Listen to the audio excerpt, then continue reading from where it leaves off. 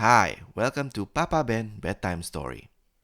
Today we're going to read a storybook called The Bear and the Piano, written by David Litchfield.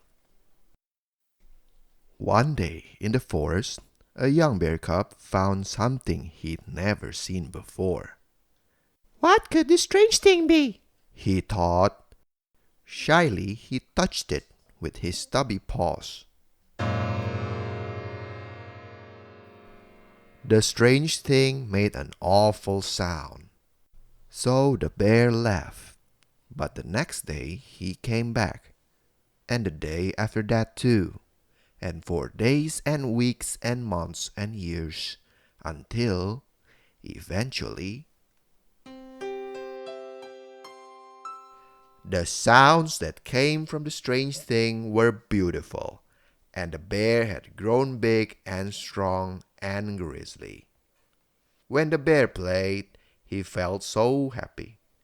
The sound took him away from the forest, and he dreamed of strange and wonderful lands.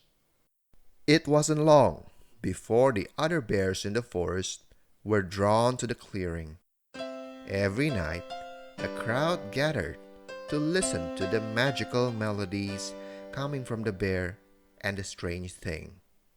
Then one night, a girl and her father came across the clearing. They told the bear that the strange thing was a piano, and the sounds it made were music. Come to the city with us, She said.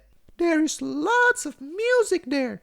You can play grand pianos in front of hundreds of people and hear sounds so beautiful they will make your fur stand on end. The bear knew that if he left the forest, the other bears would miss him very much. But he longed to explore the world beyond the woods, to hear more wonderful music and play better than ever before. And before long, the bear's name was up in big bright lights in the big bright city. He played sold-out concerts in giant theaters. Every night he performed with such passion and such grace to wild applause and standing ovations and huge admiration. The bear recorded albums that went platinum. He was interviewed for magazines. He won awards. He met new people every day and created headlines everywhere he went. The city was everything he had hoped it would be. But deep down, something tugged at the bear's heart. He had fame and awards and all the music in the world, but he missed the forest. He missed his old friends. He missed his home. So the bear decided to go back.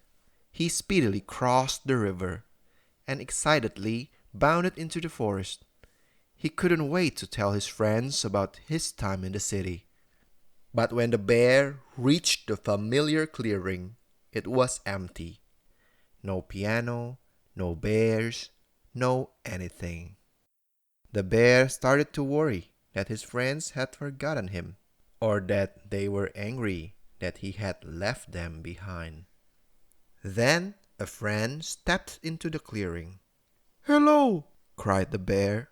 I'm back. I've missed you so much. Without saying a word, the gray bear ran back into the forest. Wait, Called the bear. I'm sorry I left. Please stop. But his friend just kept running.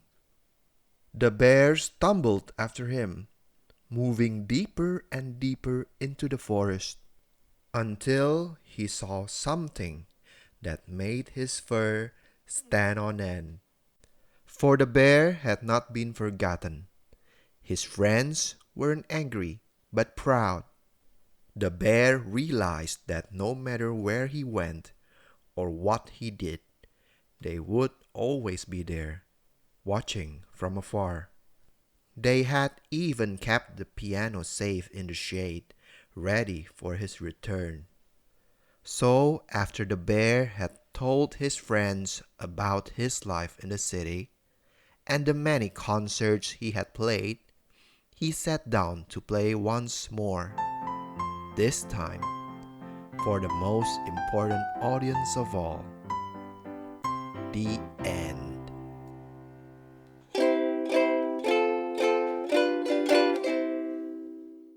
Thank you for listening and see you again in the next one.